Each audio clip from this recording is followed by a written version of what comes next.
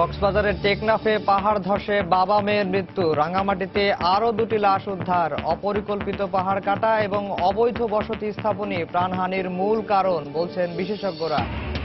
নিম্নচাপের প্রভাবে চরম দুর্ভোগে কক্সবাজার উপকূলবাসী। আবাসন ও খাদ্য সংকটে প্রায় 10,000 মানুষ। ত্রাণ সহায়তার আশ্বাস জেলা প্রশাসকের। ঈদের আগে ফিটনেসবিহীন ও ঝুঁকিপূর্ণ লঞ্চ মেরামতের কাজে ব্যস্ততা কেরানীগঞ্জের ডক ইয়ার্ডে। অসাধু ব্যবসায়ীদের তৎপরতা, কঠোর অবস্থানে বিআইডব্লিউটিএ।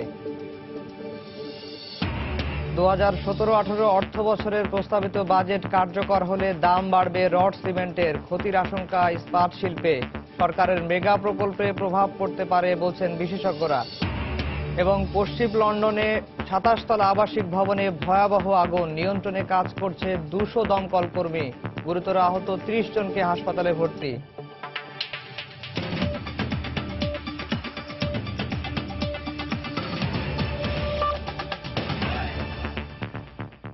সময় সংবাদে সঙ্গে আছি আমি আফজাল হোসেন।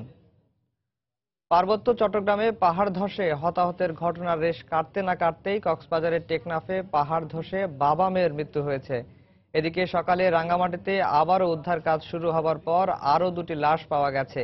এ নিয়ে দুই পার্বত্য জেলা ও চট্টগ্রামে মৃতের সংখ্যা বেড়ে দাঁড়িয়েছে 133 জনে। এখনো নিখোঁজ স্বজনদের খোঁজ না পেয়ে আহাজারি করছেন অনেকেই। তাদের কান্নায় ভারী হয়ে উঠেছে পুরো পার্বত্য চট্টগ্রাম।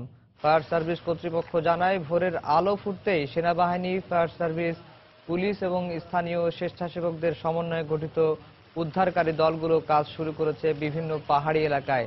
চট্টগ্রাম থেকে 40 এবং কুমিল্লা ও নোয়াখালী থেকে 20 জন ফায়ার সার্ভিসের বিশেষায়িত সদস্য এসে যোগ দিয়েছেন উদ্ধার তৎপরতায়। তবে অবিরাম বৃষ্টিতে পাহাড়ের মাটি নরম হয়ে যাওয়ায় এবং এলাকাগুলো দুর্গম হওয়ায় উদ্ধার কাজ চালাতে বেগ পেতে হচ্ছে তাদের। এদিকে পার্বত্য চট্টগ্রামের বিভিন্ন এলাকায় 18টি আশ্রয় কেন্দ্রে অন্তত 4,000 মানুষ আশ্রয় নিয়েছেন বলে জানিয়েছেন স্থানীয় প্রশাসন। বিদ্যুৎ সরবরাহ বন্ধ রয়েছে রাঙ্গামাটি জেলায়। এছাড়া পাহাড় ধসের কারণে জেলার প্রায় 30 কিলোমিটার সড়ক যান চলাচলের অনুপযোগী হয়ে পড়ায় বন্ধ আছে আঞ্চলিক যোগাযোগ ব্যবস্থা। এই রেস্কিউ টিমগুলোর মাধ্যমে আমরা অরিজিনাল যে মাটির লেয়ার, মাটির যে দোআঁশ মাটি কি এঁটেল মাটি, ওই ধরনের আমরা চিন্তাধারা করে কাজ করব এবং অতি দ্রুত সময়ের মধ্যে আমরা আশা করি যেসব মিসিং রয়েছে সেগুলা উদ্ধার করতে সক্ষম হব। আমাদের সেই ধরনের লজিস্টিক আমাদের অপ্রতুল আছে, যে ধরনের ফলে আমরা নিজেদের ঝুঁকি দিয়ে সেই জায়গায় যেতে পারতেছি না, তার ফলে দুর্ঘটনার বেশি। আর যারা আহত হয়েছে তাদের চিকিৎসার জন্য এখন যে পরিমাণ আমাদের মেডিকেল টিম বা দরকার, সেরকম মানে যাতায়াত বন্ধ, টিমগুলো যেতে পারতেছে না। এদিকে রাঙ্গামাটিতে পাহাড় ধসে উদ্ধার কাজে অংশ নিতে গিয়ে নিহত সেনা সদস্য কর্পোরাল আজিজুল হকের গ্রামের বাড়ি ময়মনসিংহের ঈশ্বরগঞ্জে শোকের ছায়া নেমে এসেছে।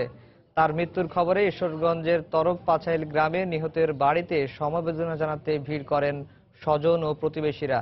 স্বজনরা জানান, এবারের ছুটিতে পরিবারের সাথে ঈদ করার কথা ছিল তার।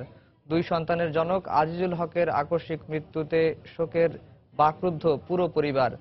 1995 সালে সেনাবাহিনীতে যোগ দেন আজিজুল হক। তিনি ছিলেন পরিবারের একমাত্র উপার্জনক্ষম ব্যক্তি। গতকাল রাঙ্গামাটিতে পাহাড় ধসে উদ্ধার কাজে অংশ নিতে গিয়ে প্রাণ হারান কর্পোরাল আজিজুল হক। বাবা বাড়িতে আসবো, আসলে ঈদের কেনাকাটা করবো, বাবা হলে বিয়ে মিলে ঈদ করবো, কিন্তু দুর্ভাগ্যবশত এটা তো হইল না। প্রধানমন্ত্রীর কাছে আবেদন দেন, বাবা দেশ কল্যাণের জন্য, দেশের জন্য জীবন দিছে নাকি, আমরা তো মনে করেন আর কিছুই রইল না।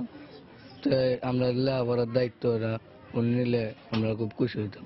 মাননীয় প্রধানমন্ত্রীর কাছে দাবি রাখবো, অনুরোধ করব যেন তার স্ত্রীকে তার শিক্ষাগত যোগ্যতা অনুযায়ী একটা কাজের ব্যবস্থা করেন, একটা চাকরির ব্যবস্থা করেন। বৃহত্তর চট্টগ্রামে পাহাড় ধসে মৃত্যুর মিছিল যেন কোনোভাবেই রোধ করা যাচ্ছে না, বরং তা বেড়েই চলেছে। গত 10 বছরে চট্টগ্রাম, রাঙ্গামাটি এবং বান্দরবান জেলায় পাহাড় ধসে প্রাণ হারিয়েছেন অন্তত 450 মানুষ। সবশেষ গত রোববার মধ্যরাত থেকে মাত্র কয়েক ঘন্টায় অন্তত 150 জনের মৃত্যু হয়েছে এই পাহাড় ধসে। বালির পাহাড় হওয়ায় গঠনগত কারণ ছাড়াও অপরিকল্পিত পাহাড় কাটা এবং অবৈধ বসতি স্থাপনই প্রাণহানির অন্যতম কারণ বলে মনে করছেন বিশেষজ্ঞরা। বিস্তারিত জানাচ্ছেন কমল দে। চট্টগ্রাম সহ 3 পার্বত্য জেলা রাঙ্গামাটি, বান্দরবান এবং খাগড়াছড়ির জন্য পাহাড় যেমন অলংকার, তেমনি নানা কারণে সে পাহাড় মৃত্যুর কারণ হয়েও দেখা দিয়েছে। বিগত 2007 সালের জুন মাসে পাহাড় ধসে চট্টগ্রামে 128 জনের মৃত্যুর পর গত 10 বছরে কিন্তু এই মৃত্যুর হার থেমে থাকেনি। 2015 সাল পর্যন্ত 8 বছরে নগরীতে পাহাড় ধসে মারা গেছেন 194 জন। 3 পার্বত্য জেলায়ও পাহাড় ধসে মৃত্যুর হার বেড়েছে। রাঙ্গামাটি ও বান্দরবনে এই হার তুলনামূলক বেশি। সর্বশেষ নিম্নচাপের প্রভাবে প্রবল বর্ষণে রোববার মধ্যরাত থেকে সোমবার সকাল পর্যন্ত চট্টগ্রামের রাঙ্গুনিয়া, চন্দনেশের পাশাপাশি রাঙ্গামাটি এবং বান্দরবনে অন্তত 150 জনের মৃত্যু হয়েছে। এক শ্রেণীর স্বার্থান্বেষী মহলের চাপে অথবা তাদের কাছে নথি স্বীকার করে সংশ্লিষ্ট কর্তৃপক্ষ, সেটি সরকারি হোক অথবা রাজনৈতিক দলগুলো হোক, নথি স্বীকার করে কিন্তু বারবারই এই পাহাড় কাটার সাথে যারা জড়িত তাদেরকে ছাড় দেওয়া হচ্ছে। এই ছাড় দেওয়ার প্রেক্ষিতে আমরা দেখলাম ব্যাপকভাবে পাহাড় নিধন হচ্ছে এবং অপরিকল্পিতভাবে পাহাড় কাটা হচ্ছে। বিশেষজ্ঞদের মতে এই অঞ্চলের পাহাড়ের উপরিভাগের মাত্র কয়েক ফুট মাটি শক্ত থাকলেও পুরো পাহাড়ের ঘটনা রয়েছে বালির আধিক্য। ফলে বর্ষা মৌসুমের প্রথম বৃষ্টিতেই পাহাড়গুলোর নিচের দিকের মাটি নরম হয়ে যায়। দ্বিতীয় এবং তৃতীয় বৃষ্টি থেকেই শুরু হয় পাহাড় ধস। অথচ সেই বালির পাহাড়েই মানুষ বসতি গড়ে তুলছে। অনিয়ন্ত্রিত পাহাড় কাটা এবং জলবায়ু পরিবর্তনের প্রতিক্রিয়া তো রয়েছেই। পাহাড় বালি মাটি অথবা সিল্টি সাইডে তৈরি, সেখানে পানি পড়লে তার স্টেবিলিটি নষ্ট হয়ে যায় একটা কারণ। দ্বিতীয় কারণ হচ্ছে যে ম্যান মেড ডিজাস্টার, পাহাড় কেটে ফেলতেছে কিন্তু তার স্টেবিলিটি নষ্ট করে ফেলতেছে আমি নিজে পাহাড়ের। এদিকে পাহাড় কাটা কিংবা পাহাড়ে ঝুঁকিপূর্ণ অবস্থায় বসবাস প্রতিরোধে কঠোর আইন থাকলেও নেই বাস্তবায়ন। পরিবেশ অধিদপ্তরের পাশাপাশি আইন শৃঙ্খলা বাহিনীও রহস্যজনক কারণে পাহাড় কাটা প্রতিরোধে নীরব ভূমিকা পালন করছে। আর এ সুযোগে নির্বিচারে পাহাড় কাটার ফলে ক্ষেত্র তৈরি হচ্ছে পাহাড় ধসের। পাহাড় না কাটার জন্য কিন্তু সুনির্দিষ্ট আইন আছে এবং আইন প্রয়োগের ব্যবস্থাও আছে, কিন্তু অজ্ঞাত কারণে যেহেতু পাহাড় যারা কাটেন তারা রাজনৈতিকভাবে এবং অর্থনৈতিকভাবে অত্যন্ত শক্তিশালী হওয়ার কারণে, প্রভাবশালী হওয়ার কারণে তাদের বিরুদ্ধে কোনো ব্যবস্থা নেওয়া হয় না। চট্টগ্রাম শহরে ছোট বড় শতাধিক পাহাড়ে ঝুঁকিপূর্ণ অবস্থায় বসবাস করছে 1 লাখের বেশি মানুষ। আর রাঙ্গামাটি, বান্দরবান এবং খাগড়াছড়ি পার্বত্য জেলায় এ ধরনের বসবাসের হার কয়েক গুণ বেশি। কমল দে, সময় সংবাদ, চট্টগ্রাম। বঙ্গোপসাগরে সৃষ্ট মৌসুমী নিম্নচাপের প্রভাবে চরম দুর্ভোগে পড়েছে কক্সবাজার উপকূলের মানুষ। গত 3 দিনের অব্যাহত ঝোড়ো হাওয়া, বৃষ্টি ও জোয়ারের পানিতে ঘরবাড়ি ভেঙে এবং ঘরের ছাউনি উড়ে গিয়ে কষ্টের সীমা নেই তাদের। ঘূর্ণিঝড় মোড়ার পর এই নিম্নচাপটি উপকূলের লোকজনের কাছে মরার উপর খাড়ার ঘা হয়ে দাঁড়িয়েছে। ক্ষতিগ্রস্ত এলাকায় সরকারি ত্রাণ সহায়তা দেয়া হবে বলে জানিয়েছেন জেলা প্রশাসক। সুজাউদ্দিন রবিলের তথ্য ও মোহাম্মদ ফরাজের ছবি নিয়ে ডেস্ক রিপোর্ট। বঙ্গোপসাগরে মৌসুমী নিম্নচাপের প্রভাবে আবারও ক্ষতিগ্রস্ত হয়েছে কক্সবাজার উপকূলের লোকজন। গত 2 দিনের অব্যাহত ঝোড়ো হাওয়া, বর্ষণ ও জোয়ারের পানিতে প্লাবিত হয় শহরের নাজিরার টেক, সমিতিপাড়া, কুতুবদিয়া পাড়া সহ বেশ কিছু এলাকা। মঙ্গলবার ভোর থেকে বৃষ্টিপাত না হওয়ায় নামতে শুরু করে জোয়ারের পানি। এ সময় দুর্ভোগ আরও বেড়ে যায়। ঘরবাড়ি ভেঙে ও ঘরের ছাউনি উড়ে গিয়ে দুর্বিসহ জীবনযাপন করছে অন্তত 10,000 মানুষ। আমার ঘরবাড়ি সব উড়াই নিয়ে গেছে, এখন মানুষের ঘরে যাই এরা বসবাস করে থাকি। জোয়ার পানি এখন বেশি হয়ে গেছে, বাচ্চারা বড় কষ্ট আছি। এখানে কোনো সাহায্য সরকারি অনুদান সাহায্য সহযোগিতা কিছু আমরা পাচ্ছি না। যে সাহায্য গুলো আসে এখানে নাটা কাটার মাধ্যমে আসে, তারা আত্মীয় স্বজনকে দিয়ে আমাদেরকে দেয় না। উপকূলের ক্ষতিগ্রস্ত এলাকায় খাদ্য সংকট দেখা দেয় জরুরি ভিত্তিতে ত্রাণ প্রয়োজন বলে জানালেন স্থানীয় জনপ্রতিনিধি। এই মুহূর্তে রমজানে তারা গরিব মানুষগুলি খাদ্য সংকটে রয়েছে, তাদের জরুরি ত্রাণ প্রয়োজন। জেলা প্রশাসক আশ্বাস দিয়েছেন ক্ষতিগ্রস্ত এলাকায় সরকারি ত্রাণ সহায়তা দেওয়া হবে। সরকারের পক্ষ থেকে আমাদের ত্রাণ আছে, সাহায্য আছে, আমরা সবসময় এগুলি সহায়তা প্রদান করে থাকি। আমরা খোঁজখবর নিচ্ছি। জেলা প্রশাসনের তথ্য মতে কক্সবাজারের 5 উপজেলার অর্ধ লক্ষাধিক মানুষ নিম্নচাপের প্রভাবে ক্ষতিগ্রস্ত হয়েছেন। সময় সংবাদ, কক্সবাজার। দ্বিতীয় দিনের মতো চলছে চট্টগ্রাম নগরীর মহেশখালের উপর নির্মিত অস্থায়ী বাঁধটি ভাঙার কাজ। এতে বিভিন্ন এলাকা থেকে পানি নামতে শুরু করেছে। স্বস্তি ফিরে এসেছে এলাকাবাসীর মাঝে। গতকাল বিকেলে চট্টগ্রাম সিটি কর্পোরেশনের মেয়রের উপস্থিতিতে বাঁধ অপসারণের কাজ শুরু করা হয়। আজও সেই বাঁধ ভাঙার কাজ অব্যাহত আছে। এরই মধ্যে হালিশহর, আগ্রাবাদ, বড়পুল ও ছোটপুল সহ নগরীর বিভিন্ন এলাকা থেকে পানি অনেকটাই নেমে গেছে। জলবদ্ধতার কারণে যারা বিভিন্ন স্থানে আশ্রয় নিয়েছিলেন, পানি কমতে থাকায় তারা বাড়ি ফিরতে শুরু করেছেন।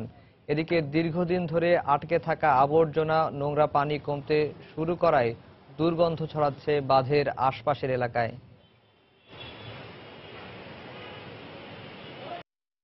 বর্ষার কারণে আমাদের এখানে পানি যেটা বাসার ভিতরে ঢুকছে, সাপও ঢুকে গেছে। এখন যা দেখেন আপনি কি সুন্দরভাবে পানিগুলি অপচয়, মানে ময়লা পানিগুলি বেরিয়ে যাচ্ছে। বাঁধ দেওয়ার পর থেকে এ পর্যন্ত আটকে ছিল সমস্ত পানি, এখানে জমা ছিল ওই পানি, কারণ ওই পানি তো কোনোভাবে বেরোতে পারে নাই এবং ময়লা পুরাটাই এখানে ছিল। ঈদকে সামনে রেখে ব্যস্ত সময় পার করছেন নগরীর কেরানীগঞ্জের ডক ইয়ার্ডের শ্রমিকরা। যাত্রী আকৃষ্ট করে নিজেদের আখের গোছাতে ফিটনেসবিহীন ও ঝুঁকিপূর্ণ লঞ্চ মেরামত করে নদীতে নামানোর পায়তারা করছেন কিছু অসাধু ব্যবসায়ী। এবারের ঈদ বর্ষা মৌসুমে হওয়ায় অন্যবারের তুলনায় দুর্ঘটনার আশঙ্কা একটু বেশি থাকায় বিশ্লেষকরা বলছেন কোনোভাবেই যেন অনিরাপদ ও ঝুঁকিপূর্ণ লঞ্চ নদীতে নামতে না পারে সে বিষয়ে সর্বোচ্চ নজর রাখতে হবে সংশ্লিষ্টদের। আর এ বিষয়ে মোবাইল কোর্ট পরিচালনার পাশাপাশি কঠোর অবস্থানে থাকার কথা জানিয়েছেন বিআইডব্লিউটিএ। খলিলুর রহমানের ক্যামেরায় আহমেদ সালেহিনের বিশেষ রিপোর্ট।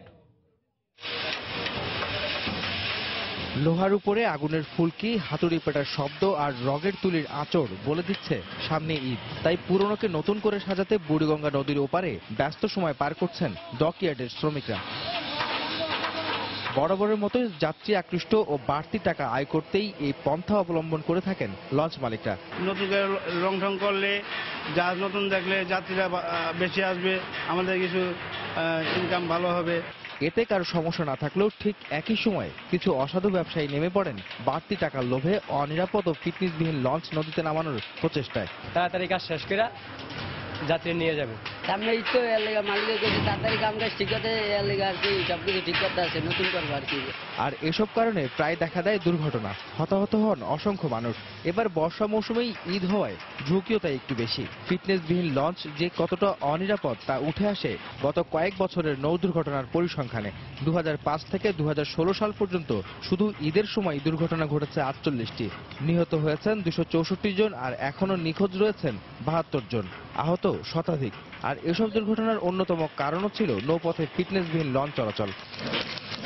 দুর্ঘটনা এড়াতে নজরদারির পাশাপাশি ফিটনেসবিহীন লঞ্চের বিষয়েও সতর্ক থাকতে সংশ্লিষ্টদের পরামর্শ দিয়েছে বুয়েটের দুর্ঘটনা গবেষণা ইনস্টিটিউট।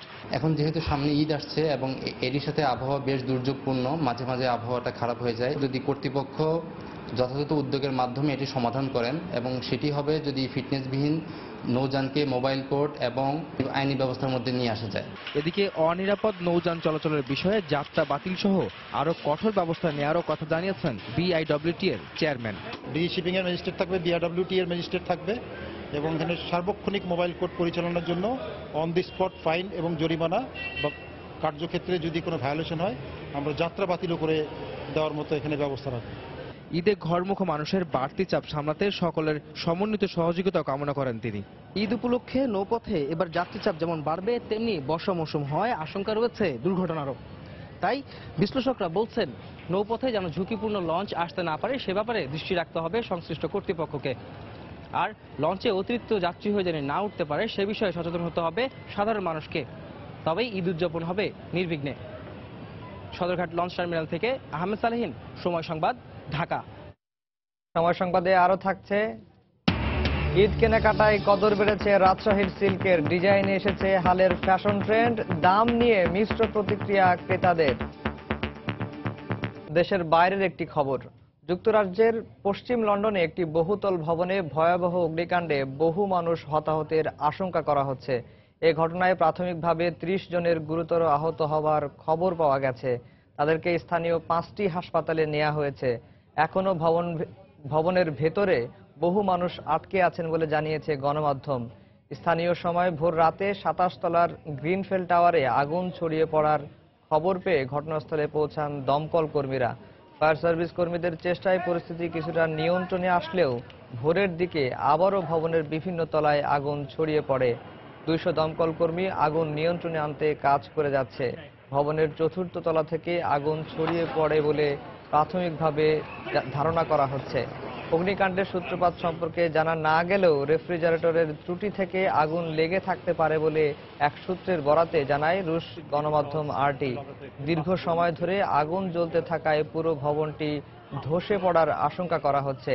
এ অবস্থায় আশপাশের বাসিন্দাদের নিরাপদ স্থানে সরে যেতে বলেছে কর্তৃপক্ষ। গাজীপুরে একটি মালবাহী ট্রেনের ইঞ্জিন সহ 5টি বগি লাইনচ্যুত হয়েছে। এতে ট্রেন চলাচল কিছুটা বিঘ্নিত হলেও বিকল্প লাইন থাকায় ঢাকার সঙ্গে সব রুটের ট্রেন চলাচল স্বাভাবিক রয়েছে। রেলওয়ে বিভাগ জানায়, ভোরে চট্টগ্রাম থেকে ছেড়ে আসা ঢাকাগামী একটি মালবাহী ট্রেনের ইঞ্জিন সহ 5টি বগি পুবাইল কলেজ গেট এলাকায় লাইনচ্যুত হয়। এতে ঢাকা, সিলেট ও চট্টগ্রাম রুটে সাময়িক সময়ের জন্য রেল চলাচল বন্ধ হয়ে যায়। তবে ডাবল লাইন দিয়ে ট্রেন চলাচল করছে। খবর পেয়ে ঢাকা ও ভৈরব থেকে আসা 2টি রিলিফ ট্রেন উদ্ধার কাজ শুরু করেছে।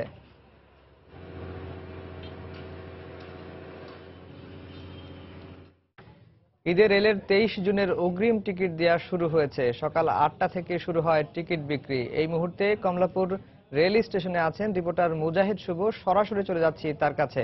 শুভ, আপনি জানেন সকাল 8টা থেকেই টিকিট দেওয়া শুরু হয়েছে। আজকে কিন্তু 23শে জুনের অগ্রিম টিকিট দেওয়া হচ্ছে। তবে 12 তারিখ থেকে টিকিট দেওয়া হলেও আজকেই কিন্তু আমরা দেখতে পাচ্ছি সব থেকে বেশি ভিড়, অর্থাৎ যেটাকে বলে আমরা উপচে পড়া ভিড়। সকাল 8টা থেকে কিন্তু অবস্থার, আমরা যদি পেছনের চিত্র দেখাই, আমরা কিন্তু অবস্থার ঠিক তেমন কোনো পরিবর্তন দেখিনি। তবে আগের থেকে কিছুটা পরিস্থিতি একটু স্বাভাবিক হয়েছে। এক পাশে আমরা দেখছি যে জনসমাগম একটু কমেছে। তবে সকাল থেকে আমরা যে কয়েকটি অভিযোগ আমরা বারবারই আপনাকে বলছি। প্রথমটি হচ্ছে যে তিস্তা এক্সপ্রেসের টিকিট 20 থেকে 25 মিনিটের মধ্যে শেষ হয়ে গেছে, যেটা তারা বলেছেন যে রাত থেকে অপেক্ষা করার পরে টিকিট শেষ হয়ে যাবে, তারা কখনো ভাবতেও পারেননি। এবং আরও একটি বিষয় যে এই আবহাওয়া গরম থাকার কারণে অনেকেরই কিন্তু আগ্রহের কেন্দ্রবিন্দু হচ্ছে এসি টিকিট কাটা। কিন্তু প্রথম সকাল থেকে কিন্তু যারা টিকিটের লাইনে দাঁড়িয়েছিলেন তারা এসি টিকিট পায়নি বলে আমাদের কাছে অভিযোগ করেছিলেন। আরেকটি অভিযোগ ছিল, যেটা ইতিমধ্যে সমাধান হয়েছে, যে সকাল থেকে একটি মাত্র কাউন্টারে নারীদের টিকিট দেওয়া হচ্ছিল। সেক্ষেত্রে নারীদের পক্ষ থেকে অভিযোগ দেওয়ার পর এখন 2টি কাউন্টারে টিকিট দেওয়া হচ্ছে। তবে বলা যায় রেলওয়ে নিরাপত্তা বাহিনী, armed battalion police, rapid action battalion সবার সহযোগিতা এক ধরনের অনেকটা সুশৃঙ্খলভাবেই কিন্তু টিকিট বিতরণ হচ্ছে। তবে আমরা বলে রাখি যে আজকের দিনের পরে আমরা শুনেছি যে আগামী 24 তারিখের যে টিকিটটা দেওয়া হবে আগামীকালকে, সেটার ভিড় আজকের থেকেও বেশি থাকবে বলে ধারণা করা হচ্ছে। তবে রেলওয়ে কর্তৃপক্ষ জানিয়েছেন যে যে অভিযোগগুলো করা হচ্ছে আসলে এই ধরনের কোনো সংকট নাই। তবে বিভিন্ন কোটার টিকিট থাকার সমস্যা হচ্ছে। তো এই ছিল ঢাকা রেলওয়ে স্টেশন থেকে আগাম টিকিটের সবশেষ খবর। আফজাল, কমলাপুর রেলওয়ে স্টেশন থেকে ট্রেনের আগাম টিকিট বিক্রির সবশেষ খবর জানাচ্ছিলেন রিপোর্টার মুজাহিদ শুভ। সময় সংবাদে আরো থাকছে, চ্যাম্পিয়ন্স ট্রফির প্রথম সেমির লড়াইয়ে বিকেলে ইংল্যান্ডের মুখোমুখি হচ্ছে পাকিস্তান। প্রথম শিরোপা জয়ে মুখিয়ে আছে দু দলই। দেশে বছরে 8 লাখ ব্যাগ রক্তের চাহিদার বিপরীতে মিলছে 7 লাখ ব্যাগ। এর মধ্যে 30% আসে স্বেচ্ছা রক্তদাতাদের কাছ থেকে, বাকি 70% আসে আত্মীয় ও পেশাদার রক্তদাতাদের কাছ থেকে। আর পেশাদারদের এসব রক্ত সঠিকভাবে পরীক্ষা না হওয়ায় পরিসঞ্চালনের পর দেখা দেয় নানা জটিলতা। ঘাটতি মেটানোর পাশাপাশি নিরাপদ রক্ত পরিসঞ্চালনের জন্য স্বেচ্ছা রক্তদাতাদের সংখ্যা বাড়ানোর কোনো বিকল্প নেই বলে অভিমত বিশেষজ্ঞদের। শাহরিয়ার জামান দ্বীপের রিপোর্ট। কখনো কখনো জীবন ধারণের জন্য প্রয়োজন হয় অতিরিক্ত রক্তের, আর প্রয়োজনের সময় রক্ত যে কতটা দুষ্প্রাপ্য হতে পারে তার সময়ই কেবল বোঝা যায়। এক ব্যাগ রক্তের জন্য ছোটাছুটি করতে হয় রোগীর আত্মীয় স্বজনকে।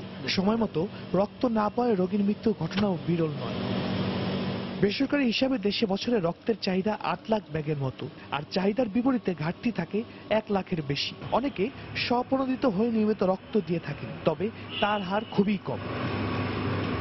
একটি বেসরকারি রক্তদান কর্মসূচির প্রকল্প পরিচালক জানান, স্বেচ্ছায় রক্তদানের ব্যাপারে মানুষের মধ্যে যে ধরনের সচেতনতা থাকা দরকার আমাদের দেশে তা নেই। উন্নত বিশ্বে স্বেচ্ছায় রক্তদাতার সংখ্যা অনেক বেশি। স্বেচ্ছায় রক্তদানের পরিমাণ কিন্তু এখনো অনেক কম। যদি নিয়মিত 2 লক্ষ বা 3 লক্ষ রক্তদাতা তৈরি করতে পারি, যারা বছরে 2 বার রক্তদান করেন, তাহলে কিন্তু আমাদের এই পুরো ডিমান্ড আমরা ফুলফিল করতে পারি। সংগৃহীত রক্তের মধ্যে পেশাদার রক্তদাতাদের রক্ত সবচেয়ে বিপজ্জনক বলে মত বিশেষজ্ঞদের। আমার রক্ত লাগবে, আমাকে সতর্ক হতে হবে, আমি পরীক্ষা ছাড়া রক্ত গ্রহণ করব না। এটা হলে তো আমাদের অনিয়ম দূর হয়ে যাবে। বিএম এর মহাসচিব ইকবাল আর্সেনাল বলেন, পেশাদার রক্তদাতাদের অনেকেই নেশাগ্রস্ত। এদের রক্ত hepatitis B, hepatitis C, HIV এই ধরনের রোগের জীবাণু দ্বারা সংক্রমিত থাকতে পারে। এই সমস্ত মাদক সেবীদের হয়ে থাকে যে কন্টাজিয়াস ডিজিজ, এগুলো সংক্রমিত হইতে পারে। স্বাস্থ্য অধিদপ্তরের এটা খুব কঠোর হস্তে দমন করা উচিত এদেরকে। বিশেষজ্ঞরা বলছেন 120 দিন পর পর মানুষের রক্তকণিকাগুলো মরে গিয়ে নতুন করে তৈরি হয়। তাই একজন স্বাভাবিক সুস্থ মানুষ প্রতি 4 মাস পর পর 1 ব্যাগ রক্ত দিতে পারেন। নিয়মিত রক্ত দিলে হৃদরোগ ও হার্ট অ্যাটাকের ঝুঁকি অনেকটা কমে যায় বলেও জানান তারা। শাহরিয়ার জামান দ্বীপ, সময় সংবাদ, ঢাকা। ঈদে নিজের পছন্দের পোশাকটি বানাতে অনেকেই ছুটে যাচ্ছেন দর্জির দোকানগুলোতে। তাই উৎসবকে সামনে রেখে পোশাক কারিগরদের মাঝে চলছে দারুণ ব্যস্ততা। আর নিজের পছন্দ মতো পোশাক বানাতে পেরে খুশি ক্রেতারাও। 25 রমজান পর্যন্ত এইসব দোকানগুলোতে নেওয়া হবে কাজের অর্ডার। রাজধানীর দর্জি দোকানগুলো ঘুরে বিস্তারিত জানাচ্ছেন তাহিয়া রুবায়াত অপলা। যন্ত্রের এই খটখট শব্দ জানান দিচ্ছে দারুণ ব্যস্ত এখন দর্জি বাড়ি। নেই দম ফেলার সময়। ঈদ যতই ঘনিয়ে আসছে বাড়ছে ব্যস্ততা। রয়েছে নির্দিষ্ট সময়ের মধ্যে পোশাক সরবরাহের চাপ। কাজের চাপের ওপর নির্ভর করে 20 থেকে 25 রমজান পর্যন্ত নেওয়া হবে পোশাক তৈরির অর্ডার। অনেক কাজের প্রেশার। এখন থেকে মনে করেন সকাল 9টা থেকে বসে রাত 3টা বাজে শেষ করি। এবার তো কামিজ, তারপরে লং কামিজ, এগুলাই একটু বেশি। ক্যাপ ডিজাইন এবার নতুন আসছে, তো এগুলাই বেশি চলতেছে। আর নরমালি 3 পিস সালোয়ার কামিজ, এগুলো গরমের জন্য সুতি সালোয়ার কামিজ এগুলো চলতেছে। অনেকেই তৈরি পোশাকের চেয়ে নিজের পছন্দ এবং মাপ মতো পোশাক বানিয়ে নিতে চান। রেডিমেড কাপড়ের চেয়ে বানানো কাপড় দাম এবং মানে উন্নত হওয়ায় তৈরি পোশাকের ক্রেতাদের আগ্রহ চোখে পড়ার মতো। এই ক্ষেত্রে ভরসা দর্জির দোকানগুলো। টেলার থেকে আমার রোজার আগে 4টা সেট নিয়েছি, সেটা কমপ্লিট হয়েছে। কোনো টেলার স্ক্রু, কোনো তাদের ফ্রিনেস দেখতে পাচ্ছি না। আমরা অনেক জোর করে অনেক সময় তাদেরকে কাপড় সিলাইতে দিতে হচ্ছে আর কি। এবারকার আমাদের বেচা বিক্রি ভালো, অর্ডারও অনেক ভালো হচ্ছে। রমজানে সবরাতের পর থেকে আমাদের কাজের অর্ডার বেশি হচ্ছে, এখন পর্যন্ত চলতেছে। 20 রোজা পর্যন্ত আমরা নিব অর্ডার। ক্রেতাদের অভিযোগ, ঈদকে সামনে রেখে বাড়তি মজুরি নিচ্ছেন দর্জিরা। অতিরিক্ত চাপের কারণে অনেকের কাজের মান নিয়েও রয়েছে প্রশ্ন। তৈরি পোশাকের কারিগররা জানান, রোজা শুরুর আগে থেকে ঈদের পোশাক তৈরির ব্যস্ততা শুরু হয়ে যায়। আর ঈদকে সামনে রেখে দর্জি দোকানে বাড়তি লোক নেওয়া হয়েছে বলেও জানান তারা। তাহিয়া রুবাইয়াত অপলা, সময় সংবাদ, ঢাকা। বছরের পর বছর পেরিয়ে গেলেও রাজশাহী সিল্কের কদর কমেনি একটিও। বরাবরের মতো এবারও ক্রেতাদের ঈদ উপহার ও নিজেদের পছন্দের তালিকায় সিল্কের পোশাক রয়েছেন সবার শীর্ষে। রমজানের মাঝামাঝিতে জমজমাট রাজশাহীর ঐতিহ্যবাহী সিল্ক পল্লী বাজার। ব্যবসায়ীরা বলছেন, প্রতিদিনই ক্রেতাদের আনাগোনায় সকাল থেকে রাত পর্যন্ত সিল্কের শোরুমগুলো সরগরম থাকছে। আব্দুল সালামের তোলা ছবিতে বিস্তারিত জানাচ্ছেন সাইফুর রহমান রকি। রেশমি পোশাক ছাড়া যেন ঈদের খুশি বেমানান। রেশম নগরী হিসেবে পরিচিত রাজশাহীর মানুষের ঈদ আর সিল্ক যেন একই সুতোয় গাঁথা। রমজানের মাঝামাঝি সময়ে ঈদের কেনাকাটায় সিল্ক বাজারে যোগ হয়েছে নতুন মাত্রা। রাজশাহীর বিসিক শিল্পনগরী এলাকায় গড়ে ওঠা সিল্ক বাজার এখন ক্রেতাই ঠাসা। বেচাকেনা নিয়ে পুরোদমে জমে উঠেছে সিল্ক হাউসগুলো। বাহারি ডিজাইনের রেশমি পোশাকের টানে এখানে আসছেন তরুণীরা। আরামদায়ক টেকসই রং, বুনন আর কাপড়ের দীর্ঘস্থায়িত্বের কারণে রাজশাহী সিল্কের প্রতি ক্রেতাদের আগ্রহ দিন দিন বাড়ছে। কাপড়গুলোর উপরে কাজগুলো দেখতে ভালো লাগছে, আর সব মিলিয়ে সুন্দর লাগছে সবকিছুই। 3 পিস সিল্কের অনেক সুন্দর, তারপর আবার শাড়ি, এগুলো নতুন নতুন আইটেমে নতুন নতুন ভাবে আসে, এই জন্য আমাদের এখানে আসা। আচ্ছা, ট্রেডিশন সিল্ক এছাড়া তো আরামদায়ক আর এক্সেপশনাল। আমরা ঢাকা থেকে এসেছি এটার জন্যই, শুধু শাড়ি কিনতেই।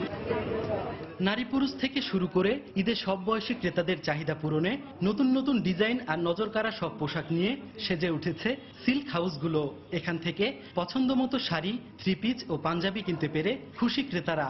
যদিও সিল্কের পোশাকের দাম নিয়ে রয়েছে মিশ্র প্রতিক্রিয়া। ওয়াইফের জন্য শাড়ি কিনলাম, হ্যাঁ, মেয়ের জন্য 3 পিস কিনলাম, বাচ্চার জন্য জামা কিনলাম সিল্কের। দাম ঈদের মার্কেটে হিসেবে দাম একটু বেশি মনে হচ্ছে আমার কাছে। রিজনেবলি, তারপরেও মনে হয় যে একটু কমানো যায়। ব্যবসায়ীরা জানান ঈদে ক্রেতাদের আকৃষ্ট করতে নানা লোভনীয় অফারের পাশাপাশি তারা জোর দিচ্ছেন আধুনিক ফ্যাশনে। বিভিন্ন মেটেরিয়ালে আমরা কাজ এনেছি, কাস্টমারের পছন্দ চাহিদাকে সামনে রেখে এবার বিপুল সমারোহ উষা সিল্কে নতুন নতুন ডিজাইন তরুণীদের জন্য, অল্প বয়সী মেয়েদের জন্য বানিয়েছি, সেগুলো বেশ ভালো রেসপন্স আমরা পেয়েছি। এবার ঈদে রাজশাহীতে 20 থেকে 25 কোটি টাকা সিল্ক পোশাকের বেচাকেনা হবে বলে আশা ব্যবসায়ীদের। সাইফুর রহমান রকি, সময় সংবাদ, রাজশাহী। মালয়েশিয়ার কেদাহ প্রদেশের একটি বাসা থেকে আজাদ নামে বাংলাদেশি শ্রমিকের খণ্ডিত লাশ উদ্ধার করা হয়েছে। স্থানীয় সময় মঙ্গলবার রাতে রাজ্যের সুঙ্গাই পেতানির কাম্পুং লেবাইমানের একটি ভাড়া বাসা থেকে আজাদের বস্তাবন্দি লাশ উদ্ধার করা হয়। স্থানীয় পুলিশ জানায় নিহত আজাদের বাবার নাম মফিয়ান উদ্দিন। এ ঘটনায় জড়িত সন্দেহে নিহতের 2 বাংলাদেশি রুমমেট মোহাম্মদ জুলফিকার ও নূরকে খুঁজছে পুলিশ। হত্যাকাণ্ডের বিষয়টি খতিয়ে দেখা হচ্ছে বলে জানিয়েছে পুলিশ। খেলার খবর, চ্যাম্পিয়ন্স ট্রফির প্রথম সেমির লড়াইয়ে আজ স্বাগতিক ইংল্যান্ডের মুখোমুখি হবে পাকিস্তান। দুদলের কারোরই ভাগ্যেই জুটেনি স্বপ্নের এই ট্রফি, তাই তো সামর্থ্যের সেরাটা দিয়ে ফাইনালে জায়গা করে নিতে চায় তারা। কার্ডিফে দুদলের ম্যাচটি শুরু হবে বাংলাদেশ সময় বিকেল 3:30টায়। 1979 সালের পর টানা দ্বিতীয়বারের মতো বিশ্বকাপের ফাইনালে থ্রি লায়নরা, কিন্তু ফাটা কপাল আর জোড়া লাগেনি। ফাইনালে জয় করার স্বপ্নই দুঃস্বপ্নে পরিণত হয় ইংলিশদের। আইসিসির মেগা ইভেন্ট বিশ্বকাপ কিংবা ওয়ার্ল্ড টি20তে আসরের ট্রফিতে চুম্বন দিলেও চ্যাম্পিয়ন্স ট্রফিতে সর্বোচ্চ সেমিফাইনাল পর্যন্ত অর্জন পাকিস্তানের। কে জানে, হয়তো এবার সেই দেয়াল ভেঙে ফাইনালেও উঠতে পারেন সরফরাজ আহমেদের দল। বাংলাদেশ ভারত দ্বৈরথ এখন ছাপিয়ে গেছে ভারত পাকিস্তানের লড়াইকেও। এই দুই দলের লড়াই সমর্থকদের মাঝে সৃষ্টি করেছে বাড়তি উন্মাদনার। চ্যাম্পিয়ন্স ট্রফির সেমিফাইনালে দুই দলের লড়াইয়ের আগে এমনটাই মন্তব্য করেছেন ভারতীয় সাংবাদিকরা। তবে নিজ দলকে সমর্থন জানাতে গিয়ে অবশ্যই সংযত থাকা উচিত বলে মনে করেন তারা। সুমন সরকারের ক্যামেরায় বার্মিংহাম থেকে সাজিদ মুস্তাহিদের প্রতিবেদন। 19 মার্চ 2015 মেলবোর্ন ক্রিকেট গ্রাউন্ড। প্রথমবারের মতো বিশ্বকাপের কোয়ার্টার ফাইনালে বাংলাদেশ, প্রতিপক্ষ সেই সময়ের বিশ্ব চ্যাম্পিয়ন ভারত। দারুণ ফর্মে থাকা টাইগারে দেখছিল সেরা চারে খেলার স্বপ্ন, কিন্তু 2 আম্পায়ারের কিছু বিতর্কিত সিদ্ধান্তে স্বপ্ন চুরি হয় বাংলাদেশের। এরপরই ক্ষোভে ফেটে পড়ে দেশের ক্রিকেট ভক্তরা। সে বছরের দ্বিপাক্ষিক সিরিজে নিজেদের মাঠে ভারতকে হারায় বাংলাদেশ। মুস্তাফিজের অভিষেক সিরিজটি নিয়ে উত্তাপের শেষ ছিল না। এরপর গেল বছর টি20 বিশ্বকাপে বেঙ্গালুরুতে ভারতের বিপক্ষে 1 রানে হার। প্রতিটি সিরিজই বা ম্যাচকে ঘিরে সমর্থকদের উন্মাদনার শেষ থাকে না। তবে উপমহাদেশ সহ বিশ্বে একসময় আলোচিত ছিল ভারত পাকিস্তান দ্বৈরথ। সমর্থক, ক্রিকেট বিশ্লেষক থেকে শুরু করে সবারই এখন এক কথা, সেই দ্বৈরথকে ছাপিয়ে গেছে বাংলাদেশ ভারত দ্বৈরথ। ভারতের কিরকম পরিস্থিতি তো বুঝতে পারছি না, কিন্তু এখানে বেশ বুঝতে পারছি যে হ্যাঁ, ভারত পাকিস্তান ম্যাচের থেকেও একটা ইম্পর্টেন্ট ম্যাচ হতে হচ্ছে। খাতায় কলমে ভারত পাকিস্তান ম্যাচ বড়, কিন্তু ইন্টেন্সিটি অফ রাইভালরি যদি দেখা যায় তাহলে গত 2-3 বছরে ভারত বাংলাদেশ ম্যাচটা এরকম একটা জায়গায় পৌঁছেছে যেখান থেকে সত্যি এটা দেখার মতো ম্যাচ হচ্ছে। বাংলাদেশ ভারত ম্যাচ আসলে সমর্থকদের মাঝেও থাকে প্রতিদ্বন্দ্বিতা। তবে কিছু ক্ষেত্রে নিজ দলকে সমর্থন দিতে গিয়ে অন্য দলকে করা হয় ছোট। অনেক সময় তা বেশ কুরুচিপূর্ণ পর্যায়েও চলে যায়। এমন বিষয় থেকে এড়িয়ে থাকা উচিত বলে পরামর্শ ক্রিকেট বিশ্লেষকদের। কিছু উগ্র সমর্থক সব জায়গাতেই আছে, ছিল, আছে, থাকবে, কিন্তু তারা কি বললো না বললো সেগুলোকে বন্ধ করে নেওয়ার উদ্যোগ নেওয়া উচিত এবং তাদের বোঝানো উচিত যে এটা আদতে একটা খেলা। আমার মনে হয় যে ক্রিকেটের সমর্থন করতে এসে অন্য দেশকে গালাগালি দেওয়ার যে এটা একবার হয়, 2 বার হয়, 3 বার হয়, কিন্তু if it becomes a regular routine, এটা সত্যি সত্যি কিন্তু চিন্তার বিষয় হয়ে দাঁড়াবে। বিশ্বমঞ্চে অনেকবারই মুখোমুখি হয়েছে বাংলাদেশ ভারত। শুধু 2007 বিশ্বকাপ ছাড়া আইসিসি ইভেন্টে জয়ের স্মৃতি নেই টাইগারদের। এবার কি বদলাবে সেই ইতিহাস? উত্তরটা সময় বলে দেবে। ভারত পাকিস্তান দ্বৈরথ ছাপিয়ে উপমহাদেশের ক্রিকেট এখন আলোচনার কেন্দ্রে বাংলাদেশ ভারত লড়াই। মেলবোর্ন, ঢাকা, বেঙ্গালুরুর পর চ্যাম্পিয়ন্স ট্রফি সেমিফাইনালের বড় মঞ্চে এবার লড়াইয়ের ময়দান এজবাস্টন, যে ম্যাচ দেখতে উন্মুখে তাকিয়ে আছে পুরো ক্রিকেট বিশ্ব। বার্মিংহামের এজবাস্টন থেকে সাজিদ মুস্তাহিদ, সময় সংবাদ, ইংল্যান্ড। এ পর্যায়ে শীর্ষ সংবাদ জানিয়ে দিচ্ছি আরেকবার। কক্সবাজারের টেকনাফে পাহাড় ধসে বাবা মেয়ের মৃত্যু। রাঙ্গামাটিতে আরও 2টি লাশ উদ্ধার। অপরিকল্পিত পাহাড় কাটা এবং অবৈধ বসতি স্থাপনই প্রাণহানির মূল কারণ বলছেন বিশেষজ্ঞরা। নিম্নচাপের প্রভাবে চরম দুর্ভোগে কক্সবাজার উপকূলবাসী। আবাসন ও খাদ্য সংকটে প্রায় 10,000 মানুষ। ত্রাণ সহায়তার আশ্বাস জেলা প্রশাসকের। ঈদের আগে ফিটনেসবিহীন ও ঝুঁকিপূর্ণ লঞ্চ মেরামতের কাজে ব্যস্ততা কেরানীগঞ্জের ডক ইয়ার্ডে। অসাধু ব্যবসায়ীদের তৎপরতা, কঠোর অবস্থানে বিআইডব্লিউটিএ। 2017-18 অর্থ বছরের প্রস্তাবিত বাজেট কার্যকর হলে দাম বাড়বে রড সিমেন্টের। ক্ষতির আশঙ্কা ইস্পাত শিল্পে। সরকারের মেগা প্রকল্পে প্রভাব পড়তে পারে বলছেন বিশেষজ্ঞরা। এবং পশ্চিম লন্ডনের 27 তলা আবাসিক ভবনে ভয়াবহ আগুন। নিয়ন্ত্রণে কাজ করছে 200 দমকল কর্মী। গুরুতর আহত 30 জনকে হাসপাতালে ভর্তি। এই ছিল এখনকার মতো। যে কোনো খবর পেতে ভিজিট করুন সময়নিউজ.tv। যে কোনো বাংলা লিঙ্ক ও রবি নম্বর থেকে সময় সংবাদের খবর, অনুষ্ঠান সম্পর্কে জানতে এবং যে কোনো তথ্য সময় সংবাদকে জানাতে ডায়াল করুন 16242 নম্বরে। এছাড়া এইমাত্র পাওয়া খবর মোবাইলে পেতে SMS করুন *DN লিখে পাঠিয়ে দিন 16242 নম্বরে। সঙ্গে থাকুন সময়ের।